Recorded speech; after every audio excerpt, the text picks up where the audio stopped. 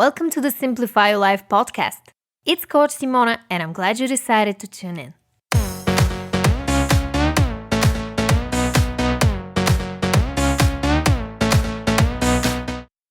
Hey everyone!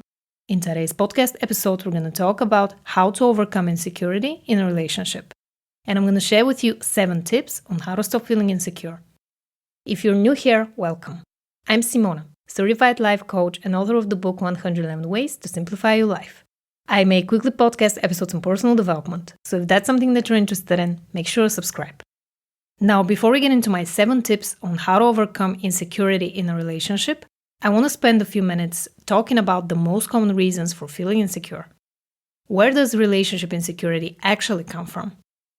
It can be caused by trauma, which means that something traumatic happened to you growing up that caused you to doubt yourself or feel like others are going to betray you and can be trusted. It can also be caused by low self-esteem, which means you've internalized the belief that you're not good enough, and you keep repeating all of these stories in your head every day, which makes you feel insecure. And of course, feeling insecure can be completely grounded in reality, meaning the other person has betrayed your trust in the past, and now you're on the lookout for the next thing they may lie about. Which actually leads me to the first tip I have for you on how to overcome insecurity in a relationship. Do a quick reality check. We often assume things about people, and when it comes to our romantic relationships, assumptions can lead to a lot of misinformation, mistrust, and unfortunately, miscommunication.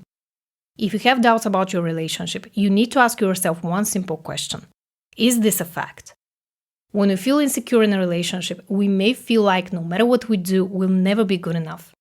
This can lead to us doing irrational things or looking out for clues to prove that we're right. We may expect the worst from the people we love because we can't comprehend that another human being may see us at our worst and still love us just the way we are.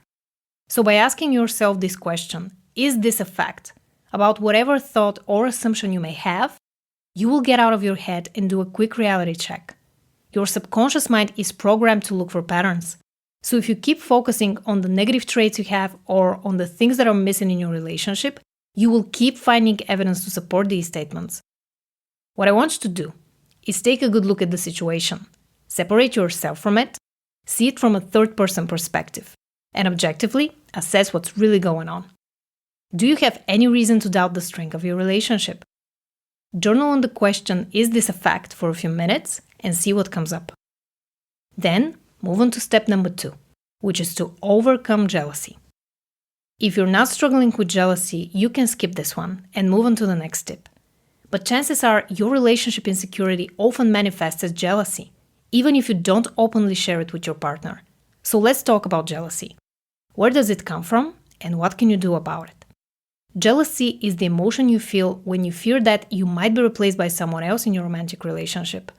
Evolutionarily speaking, when we're being jealous of someone, we perceive them as a threat to our survival, since we consider that someone close to us will be taken away or abandon us in favor of this other person. So what can we do about it? I'm going to ask you a few questions that will help you gain self-awareness and assess the situation more objectively. I recommend writing them down so your brain can process them better. Question number 1. In what ways do I feel threatened or feel like I'm not good enough? 2. Do I experience jealousy because I want something more from my relationship that I cannot get from my partner? 3. Do I have concrete evidence that someone is trying to destroy my relationship? These questions will help you see the situation for what it really is and help you make a decision. Option number 1. If someone is trying to destroy your relationship, you're gonna confront your partner and communicate your feelings. And option number 2. If it's not based in reality and you just feel insecure, you will directly move on to my next tip. Get to know yourself better. You can't heal yourself if you don't really know yourself. So let's take the first step to change that. Here are 5 questions to ask yourself. Journaling question number 1. Who am I when no one's watching? 2. What are my 3 biggest strengths and 3 weaknesses? 3. What did I enjoy doing growing up? 4. If I had all the money in the world, what would I be doing with my life? 5. What are my top 3 core values? To help you with the last question, I've created a free cheat sheet with the top 98 values to choose from. If you want to download it, just click the first link in the description box below or visit bit.ly/98values. My next tip is to stop sabotaging yourself. If you're constantly battling with your racing thoughts and feel like you can't help but attract drama in your life, I hear you. I've been there for years, and I know what it's like to ruin something good the moment it starts feeling too good to be true. For the longest time, I thought that having a healthy, loving, trusting relationship just wasn't in the cards for me. I remember sabotaging so many of my past relationships that I wasn't really convinced that I could change. But if I can do it, so can you. So what is the first step you can take to stop sabotaging yourself? I would say the first thing you need to do is honestly pause before reacting. The next time you have a negative thought about yourself, your partner, or your relationship, make a mental note to hit the big red pause button and think before you react. Go back to the question, is this a fact? Take a few deep breaths and think about the consequences of your actions. At least that's what I would do first to start the process of healing and stop sabotaging my relationships. Now, if you want to learn more about self-sabotage and the 8 signs that you're currently sabotaging yourself, be sure to listen to episode 131 next. I will leave a link below. Tip number 5 is to focus on yourself. If you feel insecure in your relationship, it's a sign that you're focusing too much on external things. Your partner, your relationship, and whether or not things are going to work out between the two of you. This may come from being anxiously attached, meaning you grew up in a family where you couldn't form a healthy bond with your parents or caretakers. This has led to the perpetual cycle of relationships where you feel like no matter what you do, you just can't get close enough to the other person, and they always seem out of reach. If that is the case for you, I recommend starting with small, everyday activities that are just for you. We want to take all the love and attention that you pour into your relationship and give it to yourself. It may seem strange and maybe even awkward to focus on yourself at first, but don't worry. This will all go away the moment you stop overthinking it and allow yourself to enjoy your own company. So what is the first small step you can take to focus on yourself? I want you to ask yourself every single day, what do I need right now? And then think of ways to fulfill that need on your own. You're not going to rely on others to do that for you. You're going to resist the temptation to go to your partner for approval or validation. You're going to learn how to do it yourself. For example, the next time you need your partner to pay attention to you, you will pay attention to yourself. You will do whatever it takes to be good and kind to yourself. Which actually leads me to the next tip. Develop self-compassion. Practicing self-compassion, especially if you feel insecure in your relationship, can be tricky at first. You may feel a lot of resistance, but that is normal.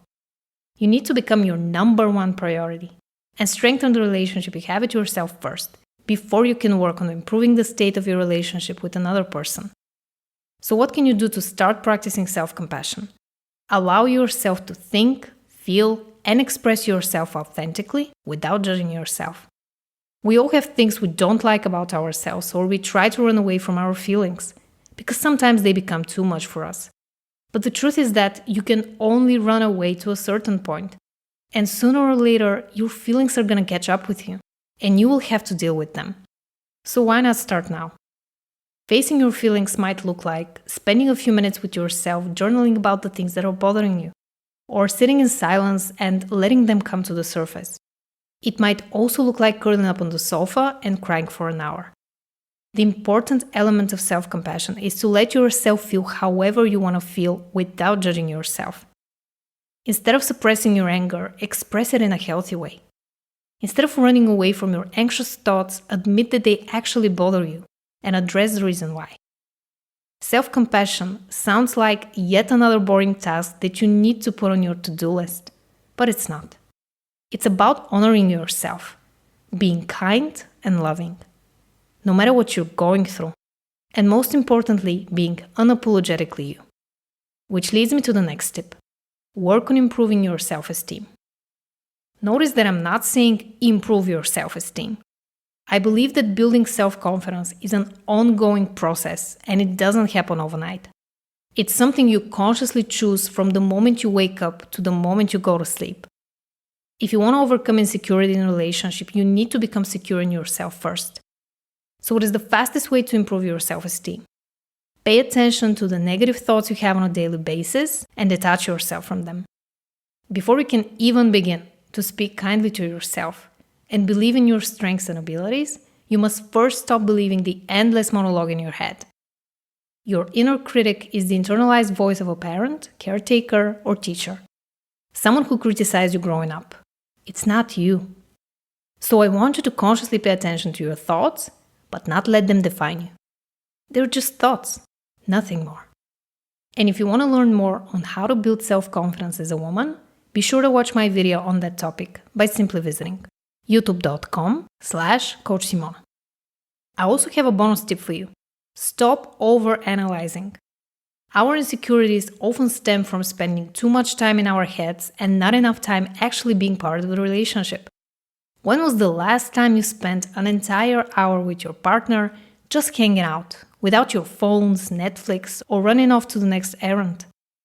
Make room for love, excitement, and have some fun together.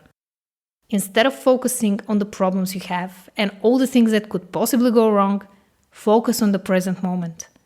Be grateful for what you already have, and know that overanalyzing won't get you anywhere. Best case scenario, you're just wasting your time. And time is the only thing we can't get more of. So choose how you spend it wisely. Thank you so much for listening. If you found this episode helpful, please like it. And subscribe to my channel if you don't want to miss out on my weekly podcast episodes. I'm sending you all my love, and I'll talk to you in the next one.